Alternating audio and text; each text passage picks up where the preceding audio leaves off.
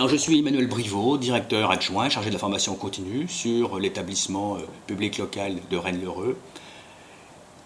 Et la particularité de cet établissement est qu'il est constitué notamment de 2 CFPPA, distants de 55 km l'un de l'autre. Pour situer l'environnement, l'Ille-et-Vilaine, puisqu'il est situé en Ille-et-Vilaine, compte environ 1 million d'habitants et son dynamisme est réel. On peut citer notamment les circuits courts, le maraîchage, la polyculture-élevage, le tourisme et bien d'autres activités économiques donc, qui font l'objet de formations qui sont mises en œuvre par les deux centres constitutifs. La demande de formation y est importante et cela nous amène tout à la fois à revisiter sans cesse nos actions de formation, mais de rester en veille sur le territoire en développant notamment un pôle ingénierie de première importance. Dans ce contexte dynamique, mais aussi concurrentiel, puisque l'enseignement de l'école publique représente 18% de la formation au niveau de la Bretagne, concurrentiel et aussi de réduction des financements ou de recherche d'efficience, il convient de renforcer les partenariats et le réseau régional notamment des CFPPA et des CFA sont aujourd'hui en capacité de répondre à des appels d'offres et aussi d'accroître et ont accru largement leur professionnalisation. Dans ce même positionnement, le réseau Préférence Formation est pour nous, pour mon établissement, un véritable levier au développement des activités.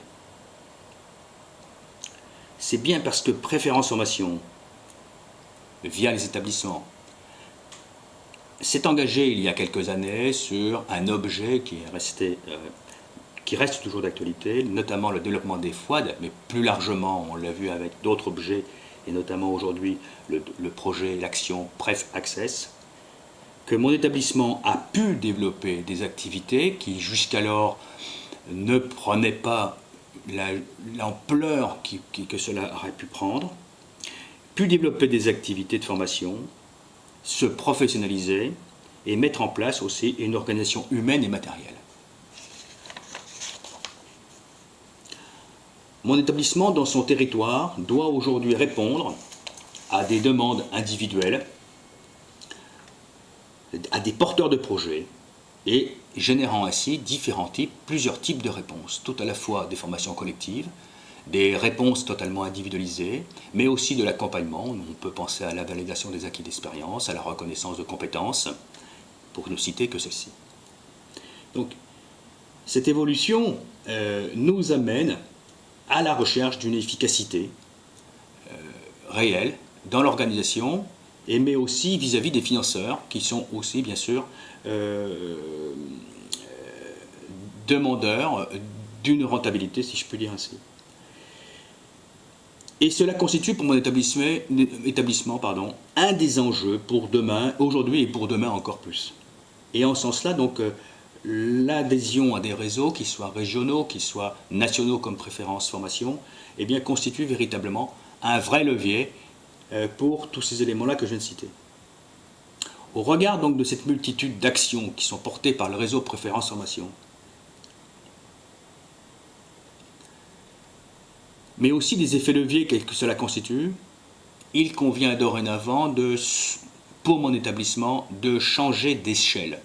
En clair, si jusqu'alors le directeur principalement est associé au projet Préférence Formation, dorénavant, me semble-t-il, il nous faut développer une vraie stratégie au service du projet d'établissement qui mobilise donc davantage à différents niveaux de l'organigramme les acteurs, qu'on soit administratif, qu'on soit animateur de centre de ressources, qu'on soit chargé d'ingénierie, qu'on soit formateur. Et donc, dans le cadre d'un projet de développement large, eh bien, mon idée est de constituer véritablement une équipe dont pour cette équipe, une des missions serait de, autant faire se peut, être en veille toujours sur ce que développe le collectif Préférence Formation, qui va servir, ou au contraire être alimenté justement par ce collectif de formateurs et autres personnes que j'ai citées. Pour être force de proposition, au regard du dynamisme territorial dans lequel on est, mais aussi pour servir l'intérêt national de ce collectif.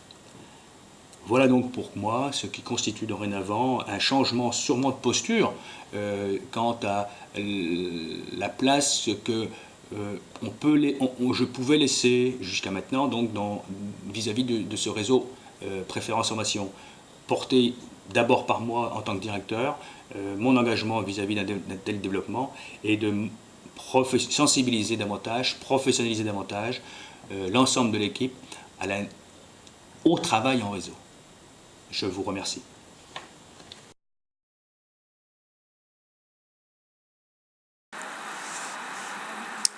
Bonjour, je suis Nadine Copou, directrice du centre de formation continue pour adultes agricole basé à Saintes en Charente-Maritime.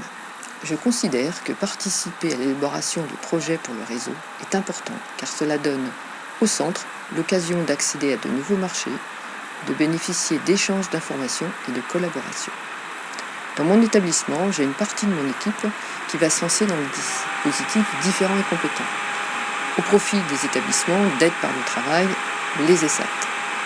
C'est pour eux l'occasion d'enrichir leur offre vis-à-vis de ces clients qui se forment déjà chez nous en certificat. Notre objectif et notre ambition est de toujours mieux répondre au territoire et aux besoins des entreprises en milieu local. Merci.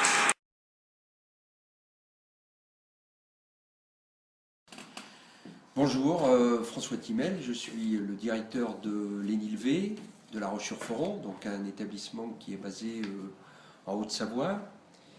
L'ENIL de La Roche, c'est une des 6 écoles d'industrie laitière du ministère de l'Agriculture. Et ici, depuis le début, on est adhérent à Préférence Formation. Donc on a participé à beaucoup de projets avec PF. Et aujourd'hui encore, je considère qu'il est absolument essentiel que l'établissement soit dans les nouveaux projets, dans les projets innovants de Préférence Formation. Alors, il y a actuellement 3 projets qui retiennent plus particulièrement notre attention. Il y a Pref Access, évidemment, qui est un projet extrêmement important. Il y a Prestige.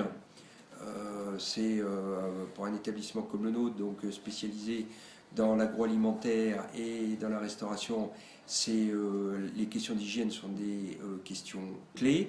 Et puis il y a aussi ce projet d'accueil de stagiaires étrangers à partir d'un point d'accès national labellisé.